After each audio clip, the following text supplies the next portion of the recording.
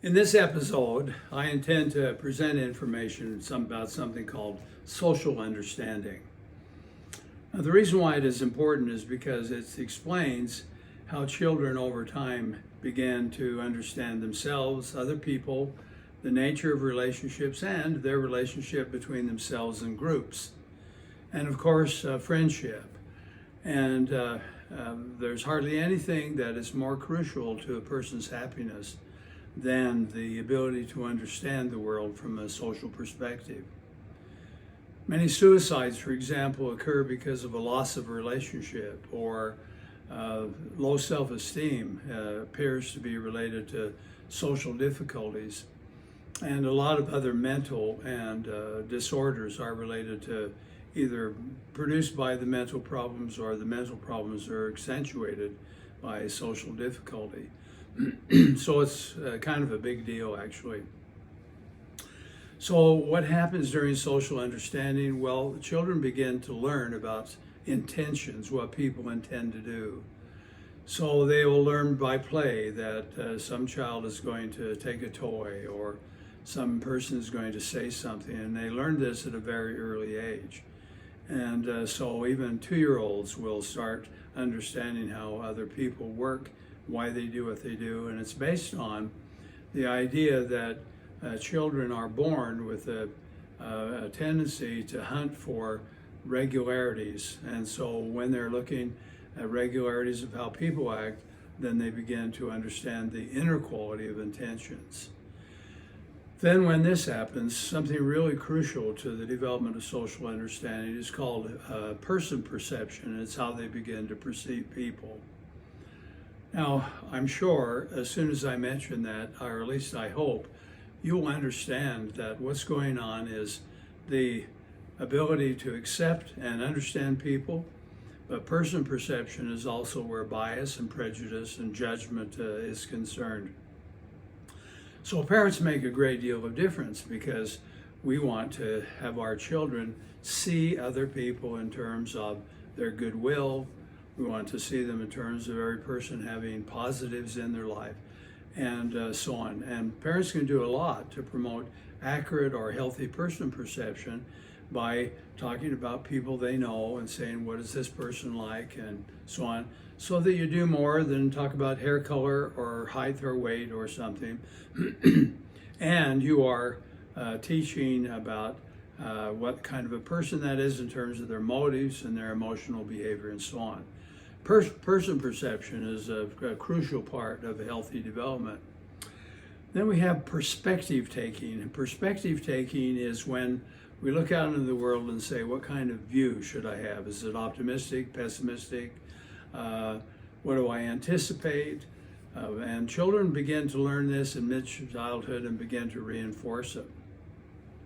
And they do it because they're collecting all during these years something called self-knowledge.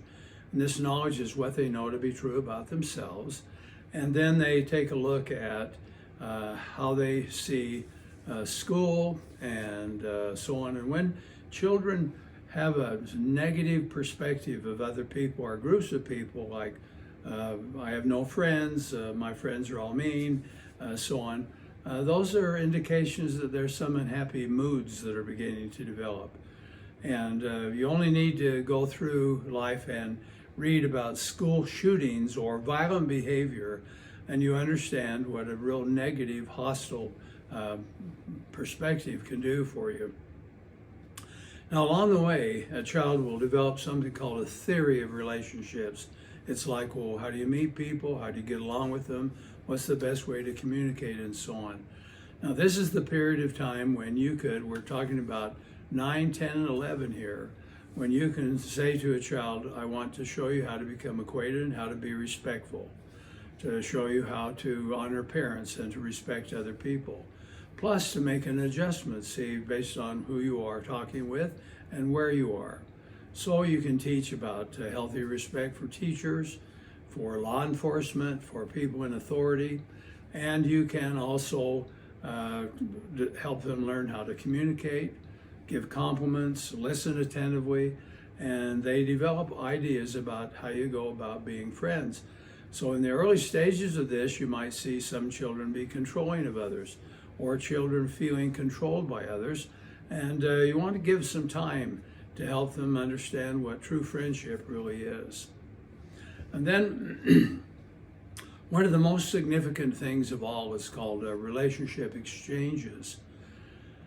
Margaret Mead, and you're probably not familiar with her, but she's a 20th century anthropologist who discussed about people and their relationships.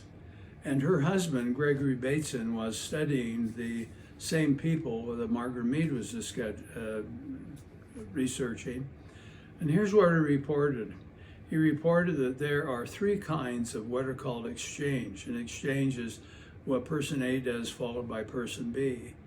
And there are just three, and they're very significant. If you learn to watch these, you can see a lot about your own relationship in your marriage and so on. Here's one. There are patterns of oppositeness where some's cold, the other's hot, some's clean, the other's dirty. Some people are controlling, the other are controlled. And those kind of relationships tend to be pathological or unhealthy. The second is called symmetrical, where people compete and it escalates into fights and conflict. Very difficult kind of a relationship. And then the third one is called parallel, where we have two individuals who are confident in themselves and they have a variety of kinds of ways to relate, but it's healthy and happy. So children learn to participate in those in their families and so on, and then they take these exchanges and they transmit them into their future marriages and their friendships and at work and so on. And when they're symmetrical or the complementary or opposite, that's when people have difficulty socially. Now, lastly, just a word or two about the benefits of friendship. It is important for us to value friendship and to be a good friend and to find people who are going to be good friends to our kids. So a lot of effort, in my opinion, should be made to make sure this is true. Please don't rely on the friendship that kids make by participating in sports or something else and hope they will learn what good friendship actually means. Good friendship means understanding, it means communicating, it means be calm, it means be positive, it means loyalty, it means to be grateful for what friends do and so on. A lot of particulars, positive qualities go into being a good friend. Why do that? Well, all the studies about health and happiness and high self-esteem link friendships as one of the primary causes.